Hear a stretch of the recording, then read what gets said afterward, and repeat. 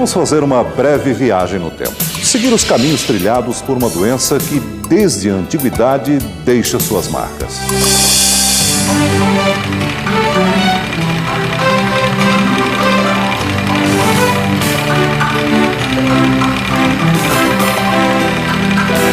Em 1882, o Dr. Robert Koch descobriu o agente etiológico da tuberculose, o Mycobacterium tuberculosis, que ficou conhecido como bacilo de Koch. A descoberta criou novas expectativas sobre a cura e a erradicação da doença. Em toda a história da humanidade, sempre se ouviu relatos sobre a transmissão da doença. No Brasil, ela chegou com os colonizadores. No final do século XIX e até meados do século XX, o tratamento consistia em fornecer ao doente condições favoráveis, boa alimentação, repouso e o clima frio das montanhas. Mas apenas uma pequena parte desses pacientes curava-se espontaneamente. Nos anos 50 surgiu a quimioterapia e o tratamento passou a ser feito fora dos hospitais, em ambulatórios. No entanto, foram os anos 70 que marcaram a evolução da quimioterapia com a utilização de medicamentos que, além da cura, possibilitaram o controle da doença com a interrupção do seu ciclo. Você vai ver agora o que acontece quando se entra em contato com o bacilo até que ele cause a doença.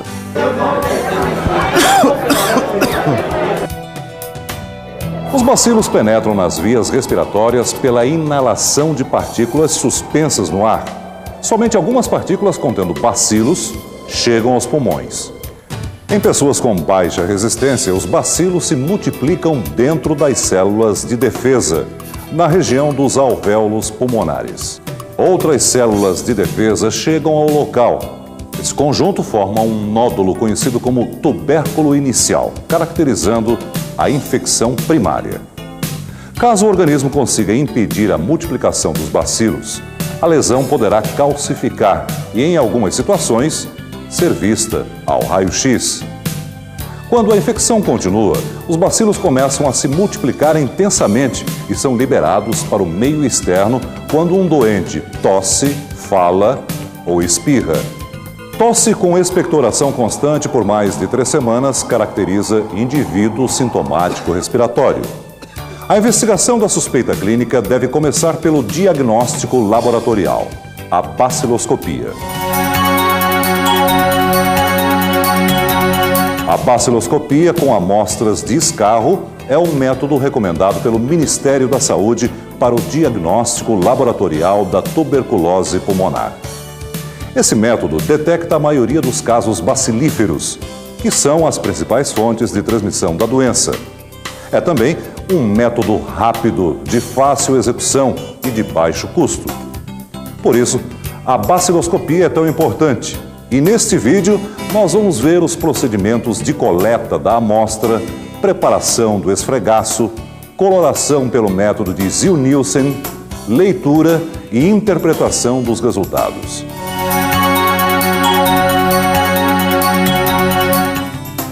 Para melhorar o rendimento da baciloscopia, devem ser coletadas 2 amostras de escarro.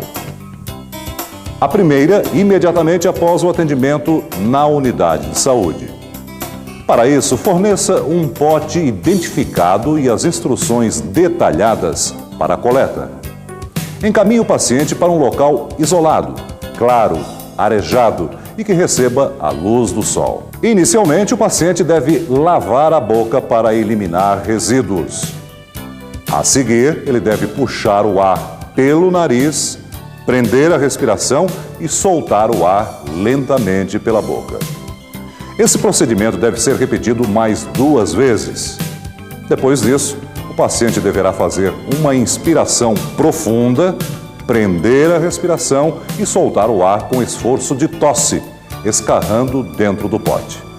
O paciente deve repetir o esforço de tosse para obter uma boa quantidade de material.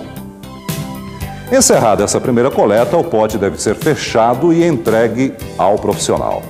Nesse momento, devem ser entregues ao paciente o pote, a requisição e as orientações de coleta da segunda amostra que deve ser realizada na manhã seguinte.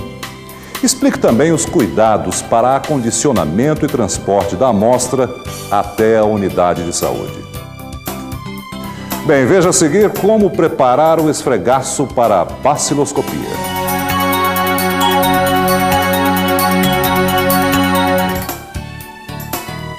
Primeiramente, organize a sua bancada de trabalho. Certifique-se de ter todo o material disponível antes de iniciar o procedimento. Verifique se todas as amostras estão com o número de registro. E, em seguida, faça a identificação de cada lâmina, escrevendo na extremidade fosca o mesmo número da amostra. Lembre-se, utilize sempre lâminas novas, limpas, desengorduradas e secas. Sobre a bandeja, tenha somente o pote e as lâminas correspondentes à amostra que vai ser processada. Retire lentamente a tampa do pote para evitar a formação de aerossóis e coloque-a virada para cima. Mantenha o bico de Bunsen aceso. Esse cuidado é necessário para que a chama proteja você de possíveis aerossóis do escarro. Veja agora como preparar o esfregaço. Divida ao meio um palito de madeira e com ele retire a parte mais purulenta do escarro. Coloque-a na lâmina e faça movimentos de vai e vem até obter um esfregaço homogêneo e sem espaços vazios. Em seguida, deixe os esfregaços secarem em temperatura ambiente. Guarde as amostras na geladeira para repetir o exame, se necessário. Após a secagem das lâminas, fixe o esfregaço passando rapidamente as lâminas pela chama. Repita esta operação mais 2 vezes. Agora os esfregaços já estão preparados para a coloração.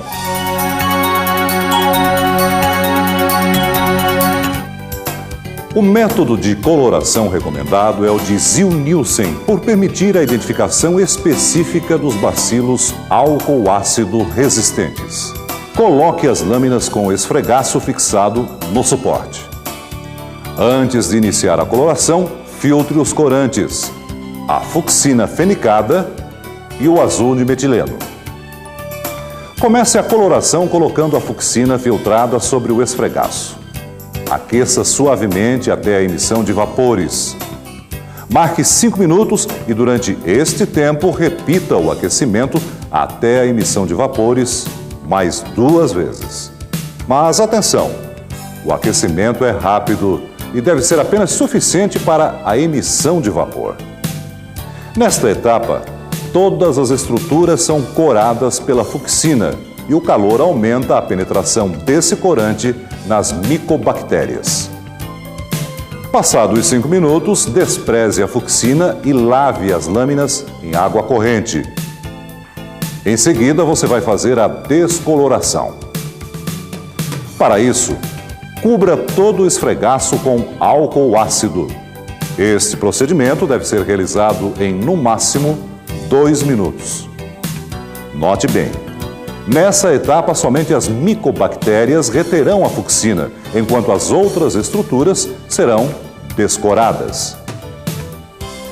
Lave novamente o esfregaço com água corrente. A descoloração é indicada pelo aspecto esbranquiçado ou levemente rosado do esfregaço. Se isso não acontecer, proceda novamente à descoloração. A seguir, adicione o azul de metileno filtrado sobre as lâminas e deixe por 30 segundos. O fundo azul no esfregaço faz o contraste necessário à melhor visualização das micobactérias que ficaram coradas em vermelho. Passados 30 segundos, lave as lâminas em água corrente e deixe secar em temperatura ambiente.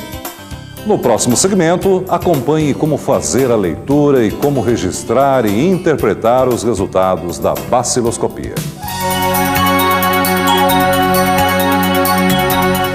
Mas como se faz a leitura e a interpretação do resultado da baciloscopia? Bem, primeiramente, registre o número da lâmina no papel quadriculado.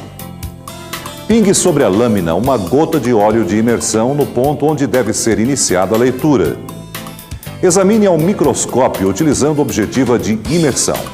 Bem, agora nós vamos ver como fazer a leitura em cada campo microscópico. Focalize um campo e imagine 4 quadrantes como se fosse um relógio. Inicie a contagem dos bacilos no quadrante superior direito e faça a leitura no sentido horário. Anote o resultado do campo. Antes de mudar de campo, escolha no ponto 3 uma estrutura que sirva de referência para que no próximo campo não sejam contados os mesmos bacilos. Qualquer estrutura observada no ponto 3 deverá ficar localizada imediatamente antes do ponto 9 do próximo campo. Siga os mesmos procedimentos para a leitura dos outros campos. Lembre-se, o campo possui diferentes profundidades, por isso o ajuste constante do foco com o micrométrico é importante. Na leitura, você vai pesquisar micobactérias coradas em vermelho sobre um fundo azul.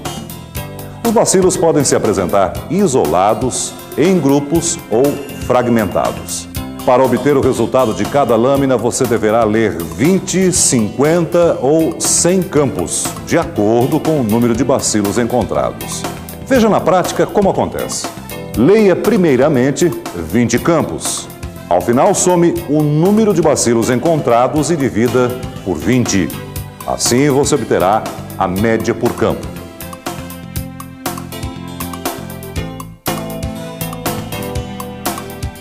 Se a média for maior do que 10 bacilos por campo, emita o resultado. Positivo, 3 cruzes. Se você não encontrar nenhum bacilo ou se a média for menor do que 10 bacilos por campo, continue a leitura até completar 50 campos. Depois de ler 50 campos, faça novamente a média.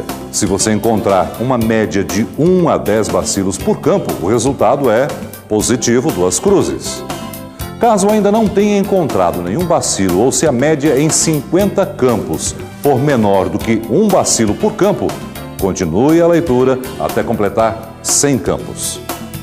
Ao final dos 100 campos, veja como interpretar o resultado da leitura. Se você encontrar de 10 a 99 bacilos nos 100 campos, o resultado é positivo, 1 cruz. Se forem encontrados de 1 a 9 bacilos, apenas relate o número de bacilos encontrados. A ausência de bacilos em 100 campos indica uma baciloscopia negativa. Terminada a leitura, limpe e guarde as lâminas para o controle de qualidade. Registre e libere imediatamente o resultado. Lembre-se de que a rapidez na realização da baciloscopia e na entrega do resultado final é fundamental, porque possibilita o diagnóstico e o início do tratamento, interrompendo a cadeia de transmissão da doença. Você acompanhou a execução da baciloscopia em uma bancada. Se em seu laboratório houver uma cabine de segurança biológica, você deverá preparar o esfregaço utilizando esse equipamento. Bem, nesse programa você conheceu as recomendações do Ministério da Saúde para a baciloscopia do escarro no diagnóstico laboratorial da tuberculose pulmonar. Você viu também uma série de cuidados de biossegurança. Outras medidas, como o descarte do material utilizado, devem obedecer às normas detalhadas no curso Biossegurança em unidades hemoterápicas e laboratórios de saúde pública da série Telelab. Todos os tópicos abordados estão explicados de forma mais aprofundada no manual. Junto com este vídeo, ele é uma fonte permanente de consulta. Estude-o com muita atenção e veja o vídeo quantas vezes quiser.